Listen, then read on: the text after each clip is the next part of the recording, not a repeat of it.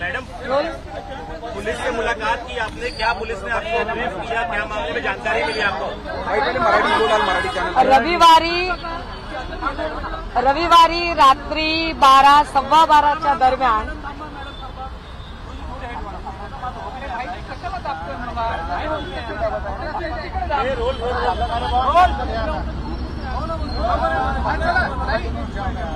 रविवारी रात्री 12, 12:15 दरम्यान नागपूरच्या लाहोरी बारमध्ये रोनित, अर्जुन, संकेत आणि अजून एक जण अशी माहिती आहे. हे सगळे मित्र, त्यांचं खानपान झालं, पिणं खाणं झालं.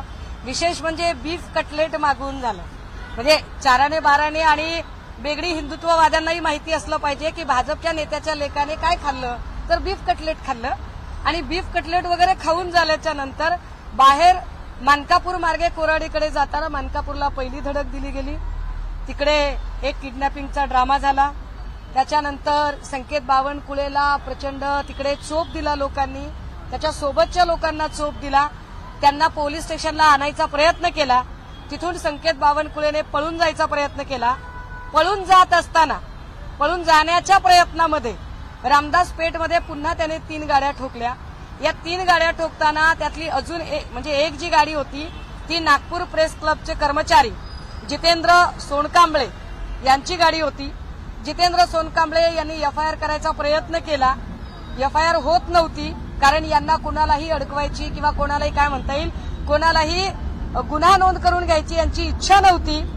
पण ज्यांच्या गाड्या ठोकल्या होत्या ते म्हणाले, अहो इन्शुरन्स क्लेमसाठी तरी आमची कंप्लेंट करा, आणि म्हणून ती पोलीस कंप्लेंट झाली. पण ती पोलीस कंप्लेंट करताना गाडीचे डिटेल्स आले नाही. इथपर्यंत आपल्याला डिटेल माहिती आहेत. आता मी पोलिसांना माझे काही प्रश्न विचारले होते. त्यातला महत्वाचा प्रश्न की जर त्यांनी असं मला सांगितलं की सेम डेला आम्ही आरोपी ताब्यात घेतलेले आहेत आणि सेम डेला आरोपींचं आम्ही मेडिकल केलेलं आहे. प्रश्न क्रमांक 1, जर सेम डेला आरोपी ताब्यात घेतले तर आरोपी हवेतून तरंगत नाही आले, यांच्याकडे गाडीत होते. सेम डेला आरोपी ताब्यात घेतले तर गाडी कुठे आहे? गाडीची जर एकूण अवस्था बघितली तर गाडी उडून जाऊ शकत नाही गॅरेजला. गाडी जागेवरच असणार, गाडीला टो करायला वेळ लागलेला असणार. मग त्या गाडीचे डिटेल एफआयआर मध्ये का आले नाही? पीआय चंद्रकांत चकाटे काय लपवतायत? मुद्दा क्रमांक 1. मुद्दा क्रमांक 2, मेडिकलसाठी 3ही लोकांना का पाठवलं नाही? फक्त रोनित आणि अर्जुनलाच मेडिकलला का पाठवलं? संकेतचं मेडिकल का केलं गेलं नाही? जर पोलिसांचं म्हणणं आहे की गाडी एक जण चालवत होता तर मग मेडिकल एकाच करायचं होतं, 2 मेडिकल का केले तुम्ही? 3रं मेडिकल केलेलं नाही. मुद्दा क्रमांक 3, हे सगळं होत असताना अपघाताची गाडी स्पॉट पंचनामा व्हायला पाहिजे, गाडीचा पंचनामा व्हायला पाहिजे. यात गाडीचा पंचनामा केला गेला नाही. गाडीचं वय अवघं 28 दिवसांचं आहे. ही गाडी अतिशय नवीन गाडी आहे, म्हणजे गाडीत काहीच बिघाड नव्हता. याचा अर्थ रॅश ड्रायव्हिंग आणि निग्लिजन्सचा गुन्हा आहे याच्यामध्ये, की गाडी 150च्या वेगाने होती. एरवी आमचा 10ने वेग वाढला तर चलान फाडायला पोलीस तयार असतात. 150च्या वेगाने गाडी चालत होती. नवी गाडी अशी बंद पडू शकत नाही. रॅश ड्रायव्हिंगमुळे हा अपघात झाला. या सगळ्यांमध्ये अपघाताच्या गाडीचा पंचनामा होऊन गाडी जमा करायला पाहिजे, पण ती गाडी तात्काळ गॅरेजमध्ये रिपेअरिंगला पाठवली गेली. सोमवारी यावर ज्यावेळेला आम्ही ट्विटर्स आणि वेगवेगळ्या सोशल मीडियावरून आवाज उठवला तेव्हा ही गाडी पुन्हा पोलीस स्टेशनला आणली गेली. याचे व्हिडिओ फुटेज आणताना नेतानाचे मी ऑलरेडी ट्विटरवर पोस्ट केलेले आहेत. म्हणजे मदने साहेब आणि चकाटे साहेब यांनी मला कितीही वेगळी माहिती द्यायचा प्रयत्न केला तरी त्याचे फुटेज ऑलरेडी दिलेले आहेत. याच्यामध्ये महत्वाचं की आम्हाला प्रकरण उशिरा कळलं. ठीक आहे बाबा, तुम्हाला उशिरा कळलं प्रकरण. संकेत बावनकुळेची गाडी आहे हे पोलिसांना कळलंच नाही. फार गमतीदार आहे. इतके प्रामाणिक आहेत चंद्रशेखर बावनकुळे साहेब, कौतुक केलं पाहिजे त्यांच्या प्रामाणिकपणाचं, त्यांच्या ऑनेस्टीचं, की पोलिसांना कळलंच नाही, कुणालाच कळलं नाही. आणि बावनकुळे साहेब एकदमच प्रगट झाले संध्याकाळी आणि ते म्हणाले, माझ्या मुलाची गाडी आहे, माझ्या मुलाची. माझ्या मुलाला तुम्ही त्याची चौकशी करा. कशी चौकशी करायची बावनकुळे साहेब? अहो, तुमच्या मुलाचं नाव साधं एफआयआर मध्ये अजून आलेलं नाही. तुमच्या मुलाला एफआयआर मध्ये नाव घ्यायला पोलीस घाबरतात. तर निरपेक्ष चौकशी कशी करायची बरं या सगळ्या प्रकरणाची? याच्यातले अनेक पंचनामे राहिलेले आहेत जे झालेले नाही. जे इंज्युअर्ड लोक आहेत, कोण इंज्युअर्ड आहे, किती इंज्युअर्ड आहे, कुठल्या हॉस्पिटलमध्ये ठेवलं, यावर कसलीही वाच्यता कुठेही करण्यात आली नाही. ही बातमी कुठल्याही प्रिंट आणि इलेक्ट्रॉनिक मीडियाकडे जाणार नाही याची काळजी घेऊन हे प्रकरण पूर्णतः रफादफा करायचा प्रयत्न केला गेला. काल कुणीतरी एक काँग्रेसचे पदाधिकारी काहीतरी बोलले आणि ते म्हणाले की असं काही घडलंच नाही, मी या मतदारसंघातला आणि मला माहिती होतं. जर तुम्हाला सगळं माहित होतं तर ते व्यक्त करायला मंगळवार का उलटला? तुम्ही ते रविवारी घटना घडली, सोमवारी सकाळी का व्यक्त झाला नाही? सोमवारी संध्याकाळी का व्यक्त झाला नाही? मंगळवारी सकाळी का व्यक्त झाला नाहीत? तुम्हाला 36 तास का लागले व्यक्त व्हायला? यातच काय उत्तर आहे ते आम्हाला उत्तर प्राप्त झालेलं आहे. आता त्याच्या पुढे जाऊन आता मी आत डीसीपी साहेब आणि पीआय साहेब दोघांना काही प्रश्न विचारले होते ह्या पंचनामा आणि मेडिकलच्या संदर्भाने, आणि ते म्हणाले की आमचा तपास चालू आहे. जर तुमचा तपास चालू आहे आणि तुम्हाला आता कळलं की गाडी कुणाची आहे आणि माणूस कोण होता, तर तुम्ही सेक्शन वाढवत का नाही? तुम्ही आरोपी अजून एक वाढवत का नाही? तर त्यावर ते मौन आहेत. स्वाभाविक आहे. कदाचित होम डिपार्टमेंटपेक्षा बावनकुळे साहेबांची ताकद थोडी भारी पडत असेल, त्यामुळे संकेतचं नाव एफआयआर मध्ये नव्याने घ्यायला आणि सेक्शन वाढवायला ते नाकारत आहे. सकाळी मला काही प्रश्न विचारले गेले. सकाळी विमानतळावर काही पत्रकारांनी प्रश्न विचारले आणि ते म्हणाले की जितेंद्र सोनकांबळे हा तक्रार मागे घेत आहे किंवा मागे घेतली. मी म्हटलं तुम्हाला कुणी सांगितलं? ते म्हणाले ऑफ द रेकॉर्ड. हे काही माणसांना चिंता फार असते की ऑफ द रेकॉर्ड तक्रार मागे घेतली म्हणाले. राजे हो, हे नीट समजून घ्या. According to Indian constitution CrPC 169 ने तरी तुम्हाला तपासा अंती एबीसीची समरी करून त्याचे रिपोर्ट देऊन तपासा अंती तथ्य आढळून आले असे म्हणत तुम्हाला त्याचा अहवाल द्यावा लागतो, तर एखादी एफआयआर रद्द होते. किंवा 482 मध्ये जाऊन ऑनरेबल हायकोर्टकडे तुम्हाला त्याचं प्रोसिडिंग करावं लागतं, प्रोसेस करावी लागते आणि मग तिकडनं एफआयआर रद्द होण्याच्या साठीचे कारवाई केली जाते. पण ज्या अर्थी फिर्यादीने फिर्याद मागे घेतली असं तोंडी तोंडी सांगून एक अफवा पसरवली जाते, त्या अर्थी जितेंद्र सोनकांबळे या फिर्यादीवर प्रचंड दबाव केला जातोय. जितेंद्र सोनकांबळे हे अनुसूचित प्रवर्गात येतात. उलट या सगळ्यांमध्ये एका अल्पसंख्य अनुसूचित माणसावर कमालीचे दबाव आणण्याचा प्रयत्न केला जातो. अजूनही जितेंद्र सोनकांबळे एका शब्दाने कुठे बोलले नाहीत, माध्यमांच्या समोर आले नाहीत. ते का येऊ शकले नाहीत?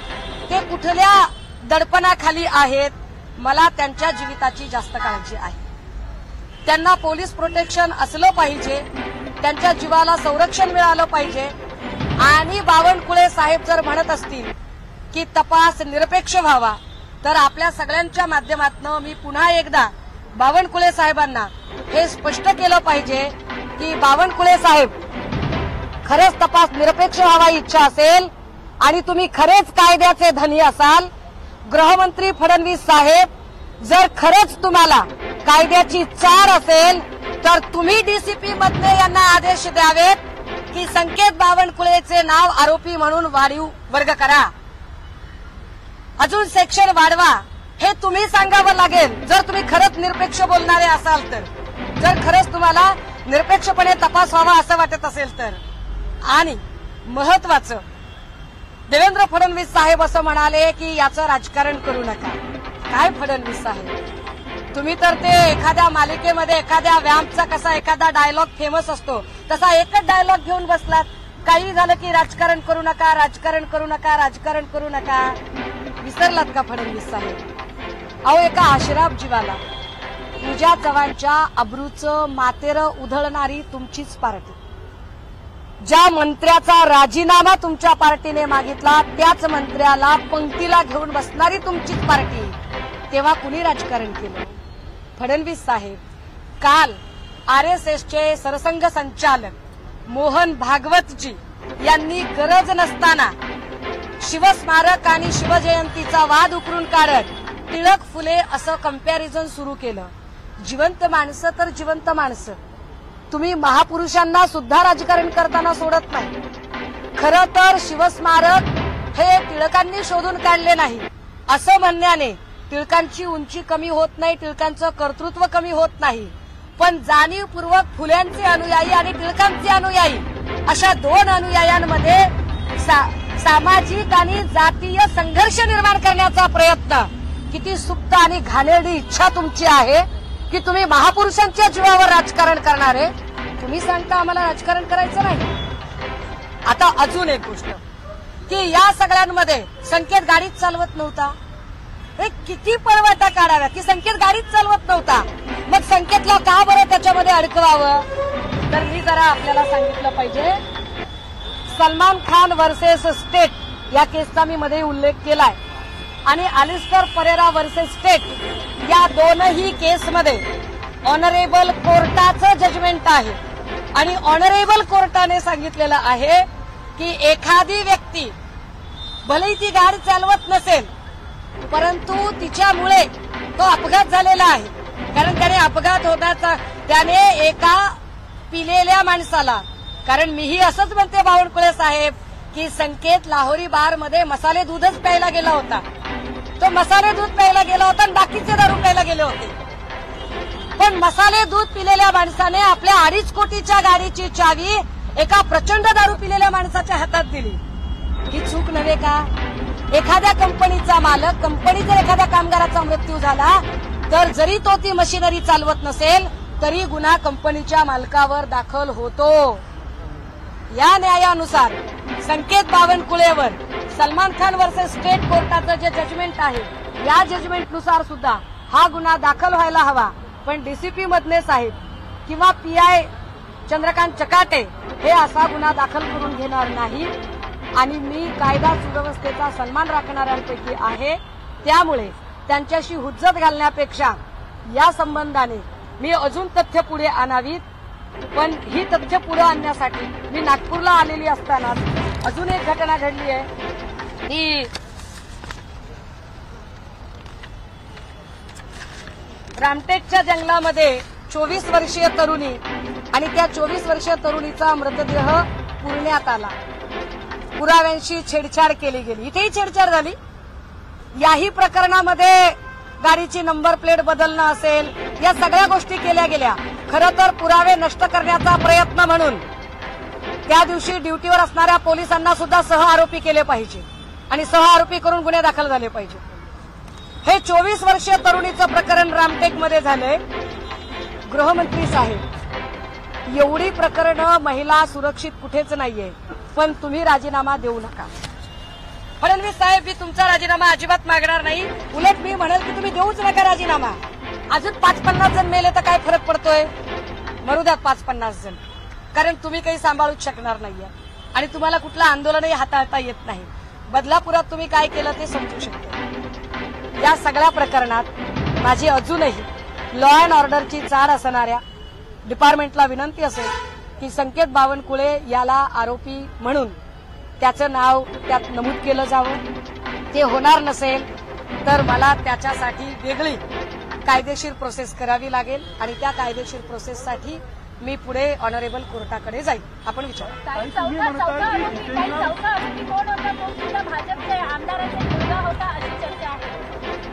चौथ्या आरोपीची माझ्यापर्यंत अजून माहिती नाही, पण ती माहिती मिळवण्याचा मी प्रयत्न करतेय. पण हे 3 आरोपी सुद्धा याच्यावर पोलिसांनी चकार शब्द काढला नव्हता. हेही आरोपी किंवा ते लाहोरी बारमध्ये होते, त्यांनी काय खाल्लं, त्यांनी काय पिलं, ते किती वाजता बाहेर पडले, ते मानकापूरवरून इकडे कसे आले, किडनॅपिंग, मारहाण, या सगळ्या गोष्टी म्हणजे मला अगम्य वाटतं. एकीकडे विकास ठाकरे म्हणाले की मी इथला आहे, मला सगळं माहिती आहे, बोलले काहीच नाही. आम्हाला तिथे बसून ती सगळी माहिती गोळा करावी लागली आणि सांगावी लागली. असो, त्यांचे काय जे असेल ते असेल, मला त्याच्यात खोलात जायचं नाही. परंतु गृहमंत्र्यांच्या शहरामध्ये स्वतः भाजपच्या प्रदेशाध्यक्षाच्या मुलाकडून अशी गोष्ट घडणं एका अर्थाने गोरगरिबांना जगण्यासाठी वातावरण पोषक नाही, अशीच स्थिती भाजपाने आज घडीला निर्माण केलेली आहे, हे स्पष्ट आहे. काही 2 गाड्यांची रेस लागली होती, 2 गाड्यांची रेस लावण्यात आली होती, ती एक गाडी कुठली आहे? या ज्या 2 गाड्यांची रेस, मी म्हटलं ना की ती गाडी खराब नव्हती, गाडी अतिशय नवीन गाडी आहे. या गाड्यांची रेस लावणं म्हणजे बडे बाप की बिगड़ी औलादे जो होती है वो अक्सर अशा पद्धतीने गोरगरिबांच्या जीवाशी खेळ खेळतात आणि त्याला बढावा देणारे म्हणजे आमचे काय विकास ठाकरे काहीतरी बोलले वाटतं, नेत्यांनी लेकरांना समजून सांगावं, बाबा संस्कार वर्गच उघडावेत. म्हणजे विकास ठाकरेंचा हा सल्ला तसाच आहे जो आमच्या पोर्शेकार प्रकरणामध्ये 5 पानाचा निबंध लिहा म्हटल्यासारखा. संस्कार द्यावेत, मग यालाही 5 पानाचा निबंध लिहूच द्या. निबंध लिहिला की संपला विषय. मला वाटतं म्हातारी मेल्याचे दुःख नसते पण काळ सोकावतो. जर अशी चुकीची प्रथा पडली तर उद्या तुम्ही हिट अँड रनच्या संबंधाने केलेल्या कायद्याला काहीही अर्थ उरणार नाही. मग भाजपाने हा कायदा फक्त आणि फक्त विरोधक आणि गोरगरीब जनतेसाठी केलेला आहे का, सत्ताधाऱ्यांसाठी हा कायदा नाही, असं तरी त्यांनी सभागृहात एकदा नमूद करावं. मैडम, संजय राउत ने गंभीर आरोप लगाया है कि इस पूरे मामले में संकेत बावनकुले और उसके दोस्तों ने जिस होटल बार में शराब पी वहाँ बीफ कटलेट भी खाया है. अरे हमने बोला ना, मी म्हणताय बीफ कटलेट खाल्लाय त्यांची जी बिलं सादर केलेली आहे. मैं फिर एक बार आपको बताने की कोशिश करूंगी कि आज मैं इस पूरे एक्सीडेंट के मामले की पूरी इंक्वायरी के लिए पुलिस थाने आई थी. यहाँ पर मुझे पहले पीआई चंद्रकांत चकाटे जी और बाद में डीसीपी ने इन दोनों ने कुछ जानकारियां दी, लेकिन वह मेरे लिए बिल्कुल ही पर्याप्त नहीं है और ना ही मैं उससे किसी भी प्रकार से संतुष्ट हूँ, क्योंकि मुझे ऐसे लगता है कि इस सारे मामले में गाड़ी के डिटेल्स एफआईआर में क्यों नहीं आए. तो वह कह रहे हैं कि वह हमें बाद में मिली, तो ठीक है, आपको बाद में मिली तो अब आप उसे सप्लीमेंट्री बताइए, लेकिन वह करने को तैयार नहीं है. दूसरा कि मेडिकल आपने 2 लोगों का ही क्यों किया, संकेत का क्यों नहीं किया, तो कहते हैं कि संकेत भाग गया. संकेत भाग गया माने पुलिस बड़ी कमजोर है, सिस्टम कमजोर है कि आप नहीं उसे ढूंढ पाए हैं. हम तीसरा बोल रहे हैं कि एक्सीडेंट में जो कार आप जमा कर लेते हो उसकी एक स्पॉट पंचनामा होता है, वो स्पॉट पंचनामा होना चाहिए. और ऐसी कार आप गैरेज को नहीं भिजवा सकते हो, लेकिन यह कार हड़बड़ी में गैरेज को भिजवाई गई. क्या कार गैरेज में भिजवाते समय और गैरेज से बाहर निकालते समय के वीडियो फुटेज मैंने ऑलरेडी ट्वीट कर दिया है. इसमें एक ऐसी एक रूमर्स फैलाने की कोशिश की कि जिसका एप्लीकेशन है, जिसकी एफआईआर है, उस जितेंद्र सोनकांबले ने एफआईआर वापस ली है. किसी पत्रकार ने ही मुझे कहा, पत्रकार ने कहा कि ऑफ द रिकॉर्ड बोल रहा है. ऑफ द रिकॉर्ड कैसे होता है भाई? एफआईआर जितना मेरा जितना आकलन है, जितनी मेरी पढ़ाई हुई है, उसके मुताबिक आइदर 169 समरी ABC टाइप जो नहीं होती तब तक आप उसका नाम या एफआईआर आप क्लोज नहीं करवा सकते. दूसरा, आपको हाईकोर्ट में क्रैशिंग के लिए जाना पड़ेगा और 482 की प्रोसेस करनी पड़ेगी, तब कोर्ट तय करेगा कि उसे क्रैश हो सकता है कि नहीं. विदिन 36 आवर इस तरह की अफवाहें फैलाना ये एक तरह से जितेंद्र सोनकांबले पर दबाव बनाने की कोशिश है. Jitendra Sonkamble belongs to scheduled caste, तो मुझे डर लगता है कहीं ना कहीं कि सोनकांबले की जान माल का कोई नुकसान न हो, उसे किसी तरह की हानि ना पहुंचे. क्या पुलिस इस बात की गारंटी देती है? अगर बावनकुले साहब कहते हैं कि नहीं, मैं बड़ी निष्पक्ष जांच चाहता हूं, तो बावनकुले साहब से मेरी गुजारिश है कि बावनकुले साहब, मैं आप पर विश्वास रखती हूं, मैं आपका पूरा सम्मान करती हूं. अगर आप कहते हैं कि निष्पक्ष जांच होनी चाहिए, तो पहले आप एक आदेश यहां निर्गमित कीजिए. आप, क्योंकि मैं आदेश बोल रही हूं सर, मैं आदेश बोल रही हूं, क्योंकि डिपार्टमेंट के लोग कुछ कर ही नहीं सकते. यहाँ पत्ता भी नहीं हिलता है आपके आदेश के बगैर. तो फडणवीस साहब और आप आदेश निर्गमित करें कि इस सारे मामले में जो तीसरा संकेत है, जिसकी खुद की गाड़ी है, उसका नाम एफआईआर में लिया जाए, तब निष्पक्ष हो सकती है. अगर वह एफआईआर में नाम नहीं आता है और जब तक बावनकुले साहब आप नहीं बोलते हो, कि संकेत का नाम एफआईआर में आए, तब तक मैं नहीं मानती कि आप निष्पक्ष जानकारी, आप यह सिर्फ स्वांग रचा रहे हो। बाकी आपने कितना दबाव बनाए रखा है यह हमने देखा। रविवार की घटना का सोमवार और मंगलवार कोई भी वार्तांकन किसी भी न्यूज़पेपर में नहीं आया था। यह बड़ी सोचने वाली बात है। आपने यह दबाव बनाने की कोशिश की, पूरे पुलिस प्रशासन ने सबूतों के साथ छेड़खानी की, सबूतों को मिटाने की। मैं पुलिस प्रशासन पर आरोप कर रही हूँ कि यहाँ पर सबूतों को, क्योंकि नेम प्लेट अभी भी आपने देखा, आपने फुटेज देखे, हमने खुद वहाँ जांच की कि अभी भी गाड़ी की नेम प्लेट नहीं है। किसने निकाली नेम प्लेट? अगर संकेत भाग गया था, दोनों को हिरासत में लिया था, तो कौन था वो चौथा शख्स जिसने गाड़ी की नेम प्लेट और नंबर प्लेट बदली थी? जवाब तो चाहिए हमें। कोई मिस्टर इंडिया तो नहीं होगा भैया। तो कौन है सो आप जरा बताइए। और जिस तरह से कहा जा रहा है कि नहीं हम तो अब क्या हो सकता है कि बोले गाड़ी भले ही संकेत की हो लेकिन गाड़ी संकेत चला ही नहीं रहा था। पहले बोले थे कि संकेत गाड़ी में था ही नहीं, पहले तो गाड़ी भी संकेत की नहीं थी, तो धीरे धीरे संकेत की गाड़ी आई, फिर संकेत आया, फिर संकेत गाड़ी की पिछली सीट पर बैठा, फिर संकेत साइड की सीट पर बैठा। बहुत जल्द संकेत ड्राइवर की सीट पर भी बैठेगा। मैडम, संजय राउत ने कहा है कि जो इस होटल में आरोपी ने खाना खाया था वहाँ बीफ खाया है, आपने Exactly. लगाया है, लेकिन जो होटल के मालिक है वो डिनाई करे क्योंकि होटल में दिखता नहीं है। तो ऐसे क्या कोई आपने बिल पुलिस को दिया है या आपके पास है ऐसा कोई बिल? भैया, जहाँ डीसीपी साहब, ये वही डीसीपी साहब है जिनकी गिरेबान पर बीजेपी के लोगों ने हाथ डाला था, लेकिन फिर भी डीसीपी मदने साहब ने कुछ तक नहीं किया। इसका स्पष्ट रूप से अर्थ यह है कि पुलिस प्रशासन पर कितना बड़ा दबाव है। अगर पुलिस प्रशासन पर इतना बड़ा दबाव है तो बार चलाने वाले जो भी उसके ओनर और ये लोग हैं, इन पर कितना दबाव होगा। तो इनका यह बयान देना बड़ा सहज है। मैंने कहा कि कितने फुटेज है नागपुर में, कम से कम 3000, स्मार्ट सिटी है ना भैया, तो 3500 सीसीटीवी बिठाए गए हैं और 3500 सीसीटीवी में से बिल्कुल जो हमें चाहिए वही गायब है। ये बड़े अचरज की बात है। तो यही सारी चीजों को देखते हुए आप समझ सकते हैं कि कितना बड़ा एक बड़ी महाशक्ति इन सभी को बचाने में लगी है। हालांकि मुझे यह भी पता है, as a student of law, मुझे यह भी पता है कि संकेत को अगर हिरासत में भी लिया गया तो ज्यादा कुछ नहीं होगा, ज्यादा से ज्यादा 12 से 24 घंटे या उसके पहले ही एंटीसिपेटरी बेल लेकर छोड़ भी दिया जाएगा। लेकिन बात लॉ एंड ऑर्डर की है, बात कानून की है कि उस पर आप चार्जेस क्यों नहीं लगा रहे हो। और जो लोग इस तरह की ये बातें बना रहे हैं, इन सारी लोगों की वजह से एक समाज में संदेश जाता है कि बिगड़े बाप की, यह बड़े बाप की बिगड़ी औलाद जो है, यह गरीबों को कभी भी कुचल सकती है। और यह संदेश बड़ा खतरनाक है। अपहरणाचा गुन्हा त्यांनी दाखल केला, त्यांचं अपहरण झालं होतं, त्यांना मारहाण झाली होती 2 मुस्लिम युवकांनी, त्याचा काय उल्लेख आहे? अपहरणाचा जो चर्चा आहे ती काल पत्रकार परिषदेमध्ये पोलिसांनीच केली।